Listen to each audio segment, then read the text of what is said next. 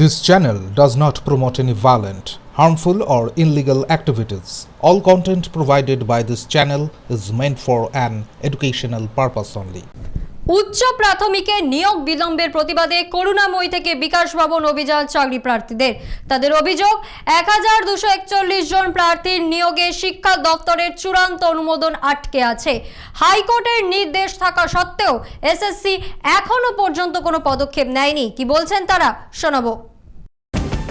উচ্চ প্রাথমিকে নিয়োগ বিলম্বের বিরুদ্ধে সোমবার করুণাময়ীতে বিক্ষোভে সামিল হলেন চাকরি প্রার্থীরা। অভিযোগ 1241 জন প্রার্থী দীর্ঘদিন ধরে শিক্ষা দপ্তরের চূড়ান্ত অনুমোদনের অপেক্ষায় রয়েছেন, কিন্তু কোনো অগ্রগতি নেই। করুণাময়ী থেকে বিকাশ ভবনের উদ্দেশ্যে মিছিল শুরু হতেই পুলিশ কয়েকজনকে আটক করে। পরে ময়ূখ ভবনের কাছে আন্দোলনকারীদের আটকে দেওয়া হয় এবং সেখানেই তারা অবস্থান বিক্ষোভে বসেন। প্রতিনিধি দল বিকাশ ভবনে স্মারকলিপি জমা দেয়। কলকাতা হাইকোর্ট আগেই নির্দেশ দিয়েছে 20 নভেম্বর 2025-এর মধ্যে সকল 1241 জনের নিয়োগ প্রক্রিয়া সম্পূর্ণ করতে হবে, কিন্তু এসএসসি এখনো তা শেষ করতে পারেনি।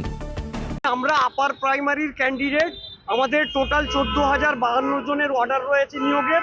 তার মধ্যে এখন বর্তমানে আমরা পড়ে রয়েছি 1241, যে 1241কে হাইকোর্টের ডিভিশন বেঞ্চের অর্ডার অনুযায়ী গত 20 নভেম্বর ডেডলাইন ছিল। 20 নভেম্বরের মধ্যে জয়েন্ট করিয়ে কোর্টে রিপোর্ট সাবমিট করার, সেটা এখন পর্যন্ত করা হয়নি।